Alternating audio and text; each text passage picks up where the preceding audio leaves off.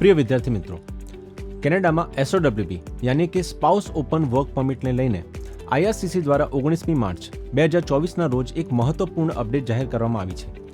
સરળ શબ્દોમાં સમજીએ તો જો તમે 19મી માર્ચ 2024 પહેલા SOWP ફાઇલ કરી ચૂક્યા છો તો તમારા માટે નિયમોમાં ખાસ બદલાવ નથી.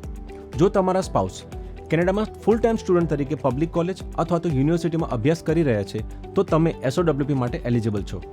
જો તમે 19મી માર્ચના રોજ અથવા તો 19મી માર્ચ પછી SOWP ફાઇલ કરી છે તો તમારા માટેના નિયમો આ પ્રમાણે છે. તમારા સ્પાઉસ પાસે વેલિડ સ્ટડી પરમિટ હોવું જોઈએ.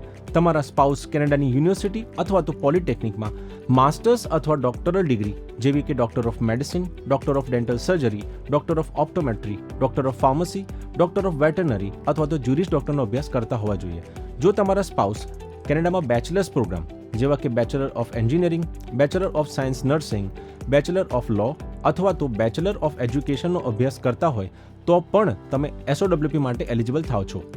Canon.co IRCC દ્વારા પ્રમાણિત સ્ટડી અબ્રોડ કંપની છે અને અમારા ઇન્ડિયન તેમજ કેનેડિયન લોયર્સની ટીમ્સ તમને SOP સહિત ઇમિગ્રેશનને લગતી તમામ માહિતી પૂરી પાડવા માટે પ્રતિબદ્ધ છે. આજે જ Canon.co ની વડોદરા ખાતે આવેલી હેડ ઓફિસની મુલાકાત લો અને SOWP સહિત તમામ સર્વિસીસની સંપૂર્ણ માહિતી મેળવો અથવા તો નીચે આવેલા નંબર ઉપર કોલ કરો. ધન્યવાદ.